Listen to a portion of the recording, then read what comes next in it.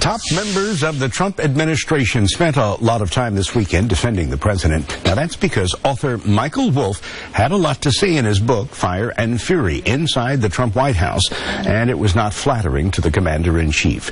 Joining us to talk about the book and the reaction are Republican strategist Jackie Bally and Democratic strategist Dallas Jones. Good morning to you both, and thanks for being here. Good morning. Now, you have to admit, two distinct interpretations of what the book says. You have, first off, the president's detractors saying that it's proof that there's a real problem.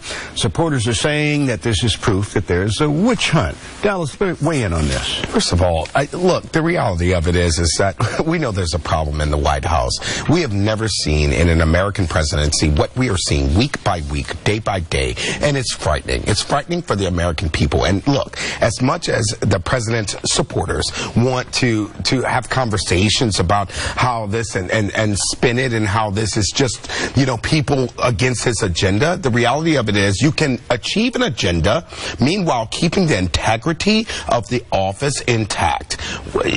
There's no reason going into the first year of the presidency that we're talking about this idea of treason and collusion and all of these things. The American people deserve a White House that is focused on its values and its principles and what's best for the people. And that's what we're not getting under this White House. Is it a witch hunt? This is not the first time a Republican president has been under fire. We saw it with Ronald Reagan. True. We saw people attack George Bush for his Texan accent and said he was unintelligent. What we are seeing with this president, the fact that that liberals would not even attend the inauguration and respect the office of the presidency really set up their year of obstructionist actions. In this book specifically, Steve Bannon has already come out and said that he was misportrayed in the book. He said he's behind the president 100%. This author in particular, before the book, was known as a gossip journalist and said, quote, "These are the facts as I see them." The New York Times has refuted many of the statements in the book. And the fact that the American public are benefiting from the president's policies is why the American public will continue to ignore the dangerous rhetoric coming from the left and their obstructionist actions. Is there any side that is going to benefit from the book, basically?